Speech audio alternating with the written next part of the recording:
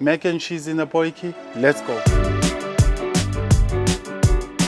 I'm Umponkomo, pitmaster and owner of Something Smoked Roadhouse Barbecue in Soweto. Now we're gonna make the roux for the mac and cheese. So I started doing mac and cheese because I wanted that authentic Texas style barbecue. So I was doing a lot of South African side dishes. So for me to be different and give people something closer to Texas, so I had to learn how to do mac and cheese. My first mac and cheese was bland. So I had to add something. Paprika, Dijon mustard was the ingredients that I liked. So learning how to do a roux was amazing. So I cook with my heart. Maybe I should call my grandmother for the tips.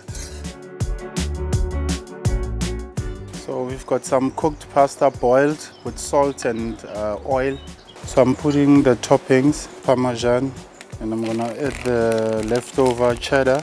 This is mozzarella, breadcrumbs, this is butter. So now that we've mixed all our ingredients, we're gonna put it in the kettle brine for 30 minutes so all the flavors to combine. So we're gonna take the lid off so we can get smoky flavor over the cheese from the pecan wood. I think this is ready. We have enough smoke flavor. So let's go to the table and go do some quality control. Yeah, this is perfect. Wow, so smoky, so yummy, and you can top it up with whatever you want. Are you gonna try mac and cheese in the potjie? Let us know in the comment section.